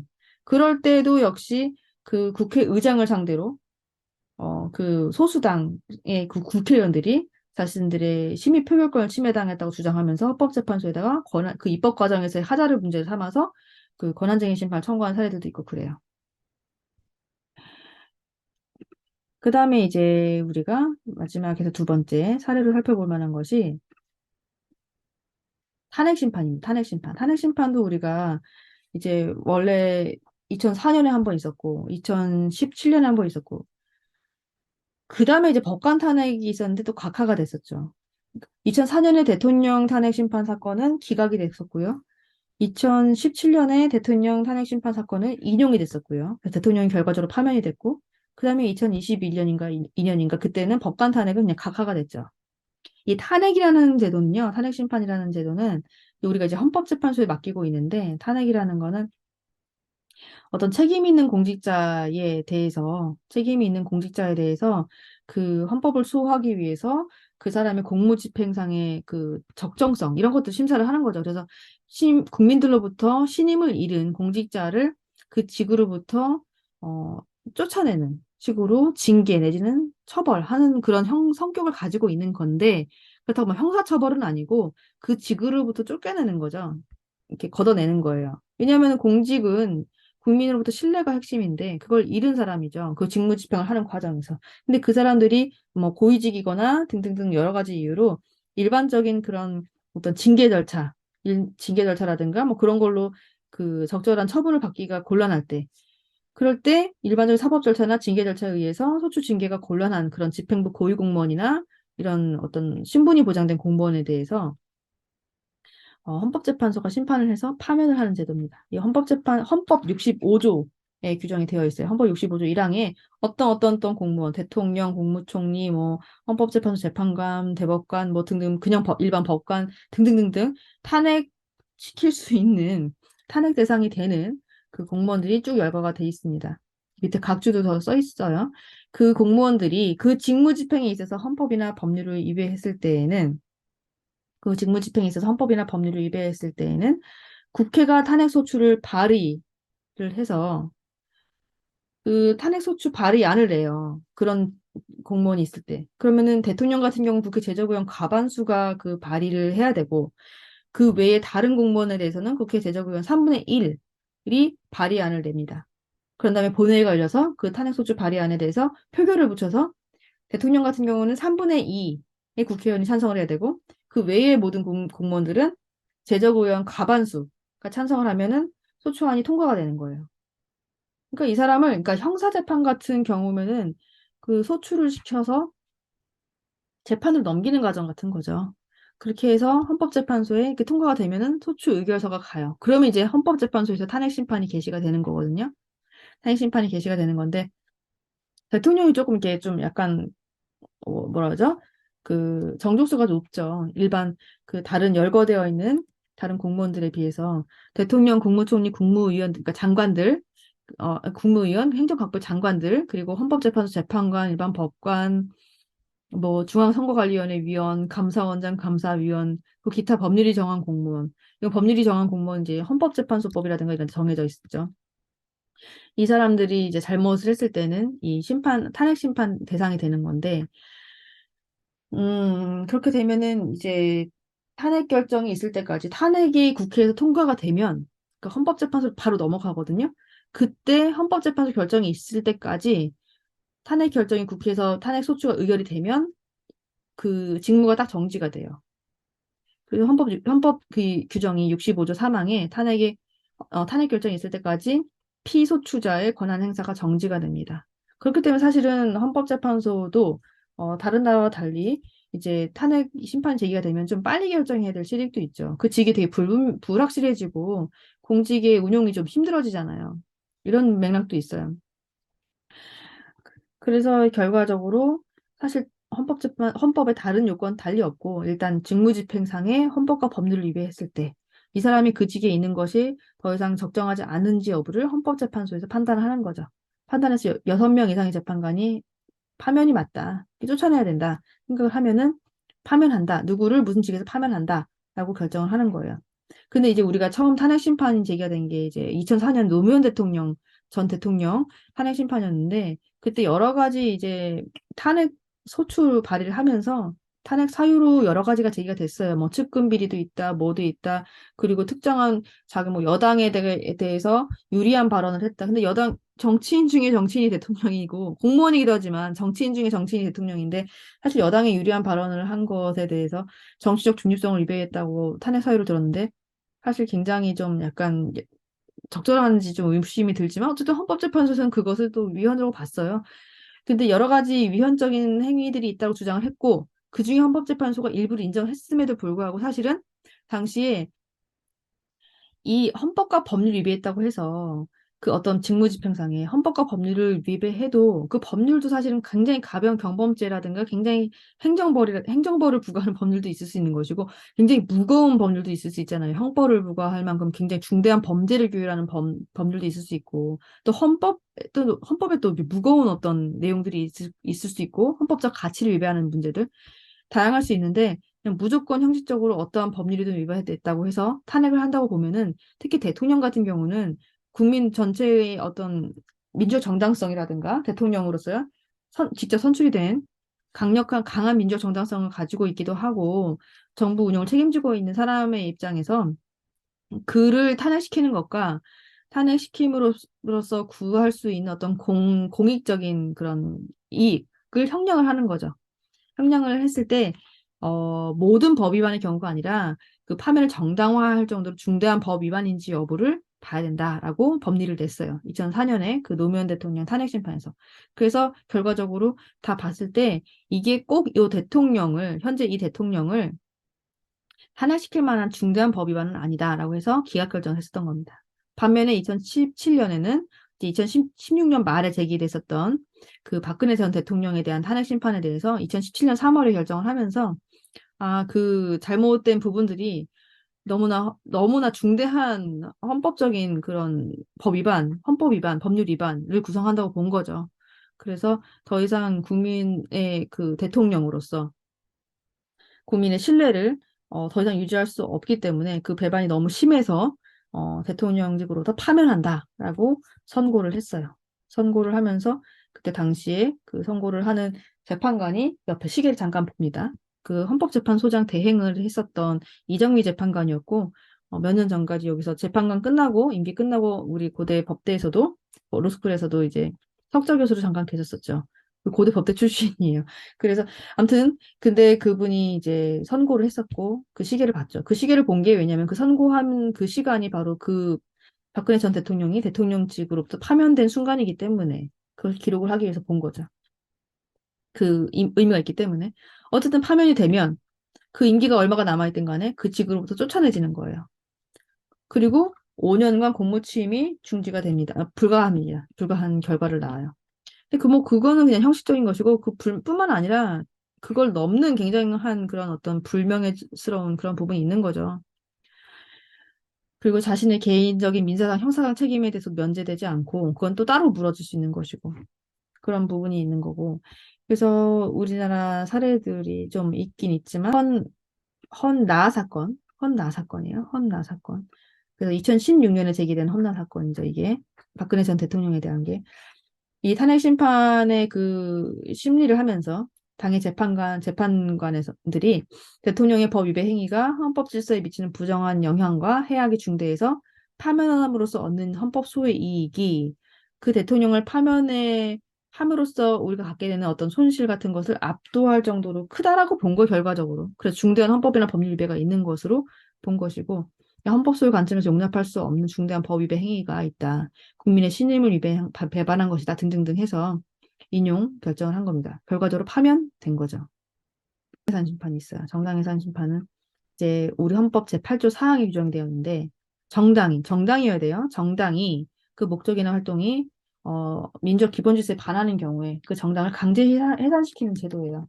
사실은 정당이라는 거는 개개인이 정치적 자유를 향유하기 위해서 집단의 형태를 결사를 이루어서 그 권력을 획득하려고 노력하거나 내지는 정치적 아젠다에서 뭔가 이점을 뭔가 이익을 뭔가 이제 어, 얻고자 할 때, 뭔가 성취시키고자 할 때 만드는 굉장히 중요한 결사체죠. 정당이라는 거는. 오늘날의 대의제 민주주의는 거의 정당 민주주의, 정당이 없이는 거의 매개가 되지 않고 정당이 거의 주된 행위체가 되는 정당 민주주의 형태로 운영이 되고 있기 때문에 이 민주주의를 운영하는데 정당이 제대로 움직이고 그러니까 정당을 자유롭게 설립하고 정당을 자유롭게 활동하고 정당에 자유롭게 가입하거나 정당을 이용할 수 있는 것들은 이 민주주의를 움직이는 굉장히 중요한 요체가 되는 거예요. 그렇기 때문에 이 국민들의 정치적 기본권을 행사하는 그런 측면에서 정당에 대한 정당의 자유를 보호하는 것은 굉장히 중요한 의미고 다시 말하면 정당을 강제 해산시킨다는 것은 그런 정치적 자유를 가장 강력한 형태로 제한하는 부분 중에 하나이기 때문에 굉장히 신중하게 바라봐야 됩니다. 근데 이제 이 정당 해산 제도는 그렇게 심각한 제도임에도 불구하고, 즉 정치적 결사를 완전히 그 개개인의 의사에 반해서 국가가 그냥 헌법재판소 심판을 통해서 그냥 강제 해산을 시켜버리는 거잖아요. 근데 이렇게 엄격한 게 왜 필요하냐? 근데 이제 면역적으로 따지면 과거에 이제 나치즘이나 파시즘을 겪었던 나라들, 이태리나 독일이나 이런 나라, 특히 독일 같은 경우에 그 인류의 흑역사를 가지고 온 나치 당이잖아요. 그 나치 당을 통해서 그 의회를 정복을 하고 민주주의적인 수단을 통해서 엄청난 전쟁도 하고 대량 학살도 하고 했기 때문에 그 정당, 그런 식의 정당, 정말 헌법적 가치 내지는 헌법에 내재된 아니면 보편적인 가치에 반하는 정말 우리가 생각하는 민주주의의 핵심에 반하는 행동을 하는 그런 강령을 가진 정당은 민주주의적인 수단을 통해서 자신들의 목적을 성취하도록 나비두는 게 그게 맞는가라는 근본적인 회의가 든 거예요. 그래서 이제 정당 해산 이런 제도를 강력하게 민주주의를 수호하기 위한, 즉 방어적 민주주의 수단으로 도입을 하게 된 거죠. 그 이태리나 뭐 다른 나라들도 그렇게 그런 맥락 도입을 하게 된 경우들이 많은데 우리는 사실 1960년에 처음 정당 해산 제도를 도입을 했어요. 근데 우리는 사실 그 정당이 국가를 전복시키고 다른 소수당이나 소수자들을 탄압을 하거나 막 민주주의 제도를 해쳐서 들어온 게 아니라 그 전에 58년도에 당시 대통령의 여당을 강력하게 위협을 했었던 떠오르는 야당이었던 그 진보당이라는 존재가 있었는데 그 진보당을 탄압하기 위한 수단으로 그냥 그 당시에 있었던 정당 해산, 정당 등록 취소 제도를 이용해서 그냥 행정관청이 진보당의 정당 뭐 여러 가지 행정적인 요건을 흠결했다라는 핑계를 대서 진보당을 그냥 해산시켜 버렸어요. 해산시켜 버리고 그 정당의 당수는 그 간첩 혐의로 씌워서 사형을 시켜 버렸어요. 야당 탄압의 가장 나쁜 형태죠.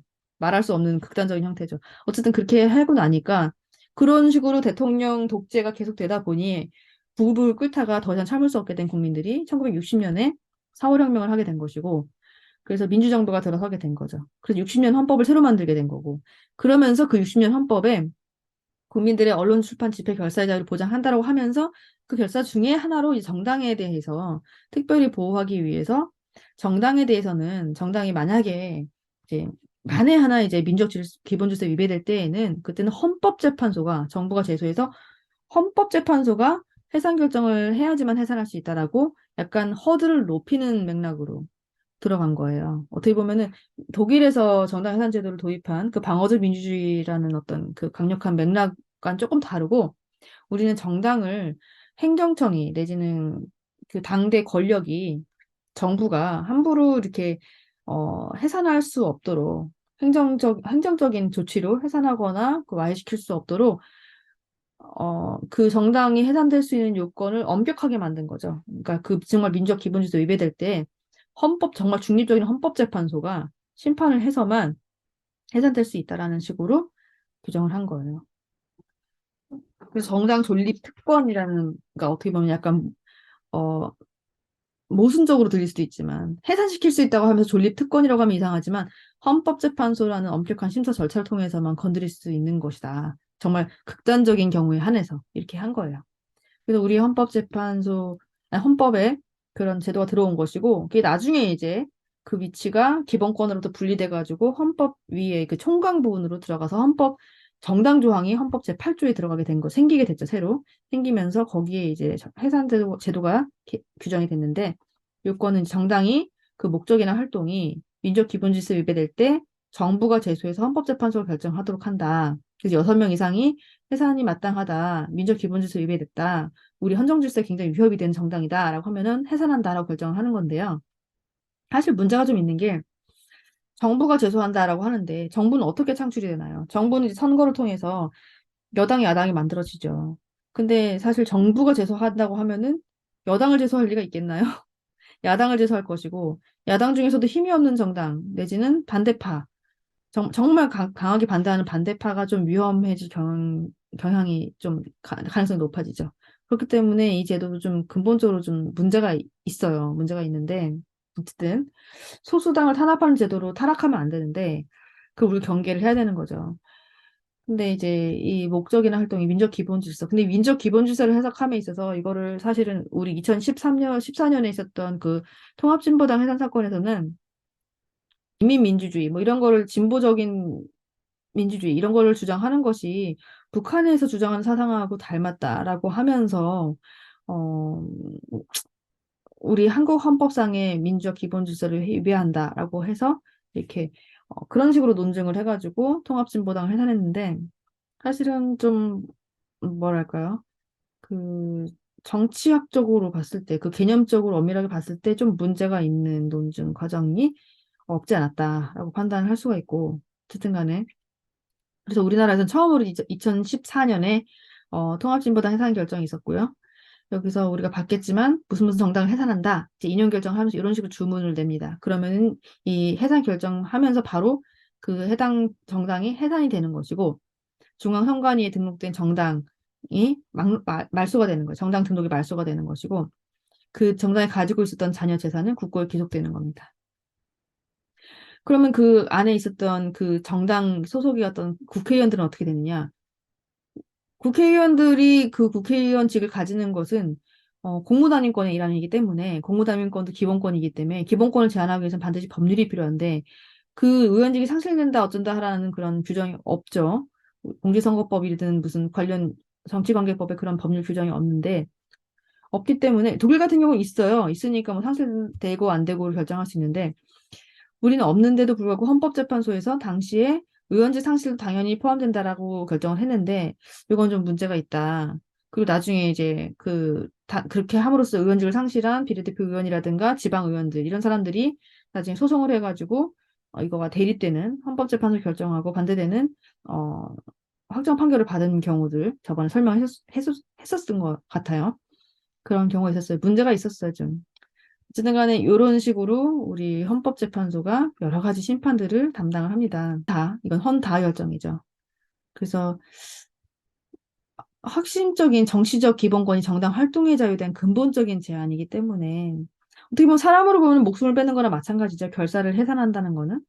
그래서 이거는 문제가 있는데 비례 원칙을 적용을 해서 엄격하게 심사를 해야 된다. 거기까지는 했어요. 거기까지는 했는데 이 문제됐던 그 심판 대상 정당이 했던 활동들에 대해서 헌법재판소가 판단을 하기에 그 정당 활동을 제한함으로써 인한 불이익과 그 정당을 놔뒀을 때 우리가 가질 수 있는 사회적 불이익 이런 것들을 이렇게 평정을 했었어요. 해산을 할지 말지에 대해서 결정하면서 결과적으로 비례 원칙 위배에 대해서 과도한 제한이 아니다 이렇게 판단을 했는데 뭐 결과에 대해서든 논증 과정에 대해서든 뭐 비판의 여지가 좀 있었고 많이 그렇습니다.